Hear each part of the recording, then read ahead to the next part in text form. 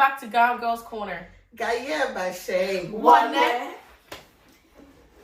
So for me, and we were talking about like, you know what, food cravings and, no, we finished the food cravings. Going in and having issues. I think personally, I started realizing that I prefer to have like an African American doctor, a black doctor whenever I went to the hospital. Then again, also at Kaiser, it was very excited. I think there was like one OBGYN I met, and I was like, you don't understand. You're like the fourth black female doctor that I'm seeing. And she said, you don't understand. I'm excited to be working with a whole bunch of black female doctors. Like, it was just like this natural thing. She said that's why she loves working at Kaiser. So it was like, if my doctor wasn't available and they gave me another doctor, it was always like, yeah, another female. I've had like an Indian lady before, and she was super, super nice. And also, I like a doctor who can communicate with you through the process. Like, not just like open your leg, then you just go inside. Exactly. Tell me it's good. I hate that. I love when they open my charts, especially like with my second one. I spoke to my doctor, and she's no longer with Kaiser. She walked me through the whole process of like. No, Dr. Matura was the very first doctor that I saw. Dr. Walker was my last. She left? My last OBGYN. And she literally had like, she'll open my charts and she was like, hey Queen, like how would you want to like give birth? Do you want a vaginal birth and stuff? So then mine would have been considered a VBAC, vaginal birth after cesarean, which I had the C-section with Jeremiah, and she was like, okay, we can do that. This is your chart. There's a whole statistic that they do. But let me tell you, that statistic that they use for VBACs is very racially discriminated. Yes. Like I'm telling you, like it's problematic. First of all, they do it based on race, based on like if you've had a C-section before, what kind of C-section it is. Many years ago, remember they used to do the C-section up here. They will put all of that into consideration, your weight and everything like that. For some weird reason, in the charts, when you come up as a black woman, it automatically reduces the percentage of like if your likability to be of them considering you for a vaginal birth after cesarean. But if they change the race and they put a female doctor, white, it's different. So when she even did it, she said like I had a good 28%. And then as I was getting closer to delivery, she did tell me like the numbers were changing, the odds were more towards me than against me. And she was like, for her, she pushes for a natural birth. So that is what she's gonna push for me. So let's just keep working at it. So there's so many things. And then of course sometimes you see another doctor that might be mean, or the nurses. However, the nurses that I met at Kaiser were always super friendly to me. So I've not had a mean nurse, or like, what do they call them? Assistant, nurse technician who just take like the pulse and stuff like that. I've never had a mean one before. They're always super nice. So I think some doctors just see black women as women who can handle pain and it irritates me, because like the only bad experience I had during my pregnancy were with two white female doctors, and one of them didn't take the time to check my chart. The other one, her name starts with an M. You don't like her either. I think she's scared of black people, but she was uncomfortable with me the whole time. You're about to look in my vagina. How are you uncomfortable? Literally, she didn't come in there and say, like the other ones, Dr. Pham, Santiago, and Agawa. Which one? Agawa. They will sit down with you, ask you, how was your day? How are you doing? How has pregnancy been? How was your journey coming to the hospital? What are you feeling like? Before they actually try to touch your body. This woman came into the room. Okay, hi, and then just boom. Literally, I left my conference and I said, I think I met the woman you said she didn't know what to do with me. And so from then, when I went, the girl at the reception, she said the same. I said, no, give me back Dr. Pham. I said, make sure my appointments are either with Dr. Pham, Santiago, Ago. I don't want her ever.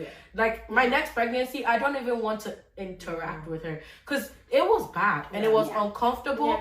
And then it makes you feel like you feel like an item, instead of a person. And first of all, when a woman is pregnant, there's so many emotions and you feel all sorts of ways. So when you meet a physician who makes you feel even worse, it eats you up the whole day. Like the whole day, your energy is just like I felt like I was burdening her. Like, it's my appointment. I felt like I disturbed her life. It was bad. I was like, never again. I mean, there are doctors that are like that, but they're really great. They're It's great a great doctors. facility. Yeah. When you go, maybe if you're of a different race, you might feel more into She them. has a wall of babies she has delivered. So there's a group of people Maybe it's because of her race. Because and the reason that place that we use. By the way, did you guys pay attention to the wall? What kind of? Mainly the caucasities. Yes. Because what did I just say? Yeah, it's a word. Yeah, because we use them on Walker Lane. If people are looking for like doctors and stuff, they're great. They're very great because she tried different doctors from different like. Remember you? Oh yeah, I went to the first black lady at Kaiser. She was great, but my insurance changed. And then I tried Fairfax, and then I tried another. Because there was one, the last one that you went to, and then you walked out. You're like, that one, the one who said I'm too big. 1, 2. I saw 8 doctors. In the span of and then I have to tell her, I'm like, you should try my doctor because they're 4 doctors, and what they'll tell you is on the day of delivery, you're gonna have any doctor, and because of that, they would like you to go through all the 4 doctors, and then that way, so you can get comfortable. Yes, and then also when the doctor walks in on that day, the person they don't want it to be you don't a know stranger who's on to call. you. It will be somebody that at least they know about you, they know about your child and everything. When Kaiser I went to Oh yeah. And I appreciate that because the problem with a lot of doctors. But okay, the problem with Kaiser is Kaiser has facilities, but Kaiser doesn't have their own hospital. Okay. So they partner with other hospitals, and partner with other hospitals. The probability of them being on call for your delivery is very slim. So this is the case. You see your doctor all the time. You shared with them. They know you like the back of their hand. And then you go to delivery, and then you meet like a total stranger. And then they tell you, "Oh, I work for Kaiser too," and you're like, "But I've never seen you before." Because they have doctors that are assigned specifically to the facilities, and then doctors assigned to the hospital. Then your doctors that you see in the facilities, they do a rotation. They're not there all the time. Yes. Yeah. So with I was on charity, based on quote unquote my situation. So with Trafina, with charity, they even let doctors who are new or like nobody training, but they have to let them. Okay, fine. You're learning. Fine. She don't want them to use her baby for training. Not even the baby. You didn't let me finish talking. Let me talk. So she's worried. No, you can use me for trial. So I remember with Trafina, I had begged. I wanted to push. First of all, they gave me on the 2nd, and I didn't go on purpose so that I can try to push. When I went, everything was good. I could have pushed, but I begged for them to do the C-section. Why? Because all these trainees or whatever you call them, residents, they don't quote. They are residents. Fine, but some of them have no respect for you. They treat you like you're a teenager or like, you know how when you get pregnant and people see you, then they try to find ring on your finger. Some of the doctors treat you like that. So they come in the by the way, they come in. That thing you said there about ring on your finger. So when I was pregnant, if those of you know, when I'm pregnant, I start to have an allergic reaction to my ring.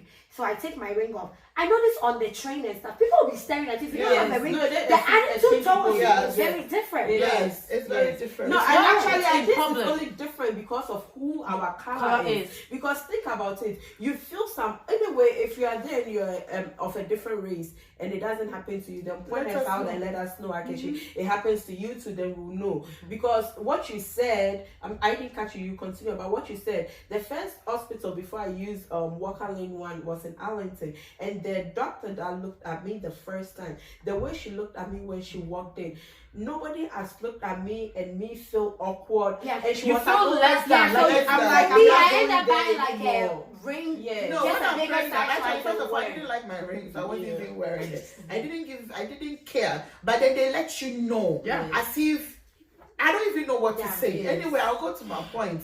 So what I was saying, the reason why I begged to do the C-section was, Queen, when they come, they don't, like you said, they don't say hi. Some of them just come and they look at you and look, and then they just take, and then like And when I say that, okay, so it's my child and it's my vagina. Your body. I don't care what it is. It's my vagina. So you respect me enough to penetrate your freaking hands inside there. You should always ask.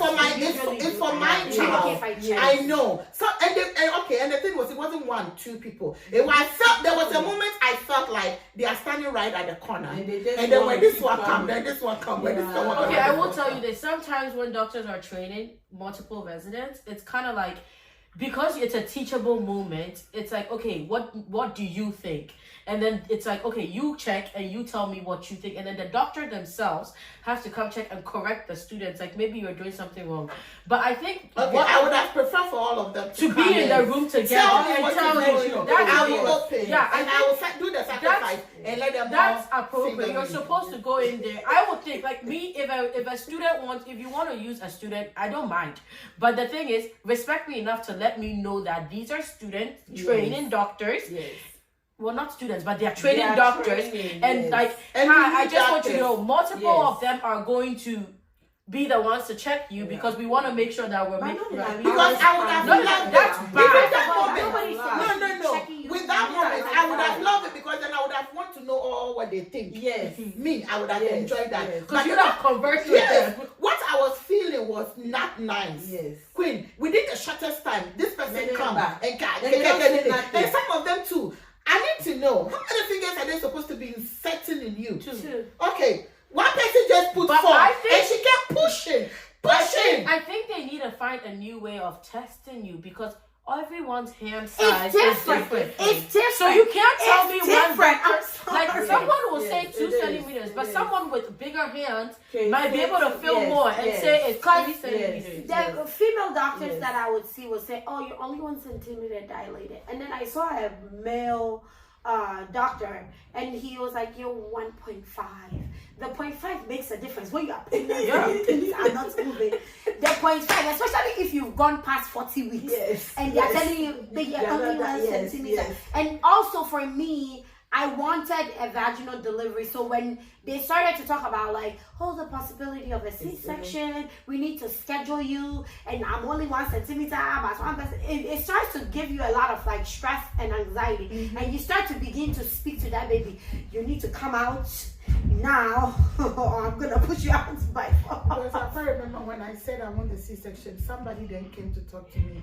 You almost there, you can do it, and I'm like, no, I don't want to. I don't want to then. Yeah, I would. That's your choice. Me, I can't do a C-section. Oh yeah, we talked. I think you did it because of what you were going through.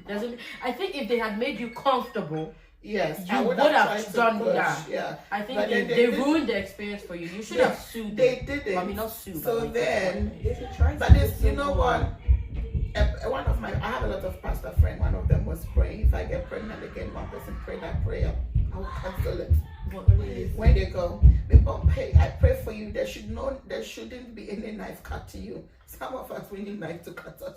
Okay, so that we should end on this note and then come back. Yes. Yeah. Because so thank you guys for watching our video. We're gonna end with me. We'll be back. let's check in. Don't forget to like, comment, subscribe, hit the notification bell button, share the link once again.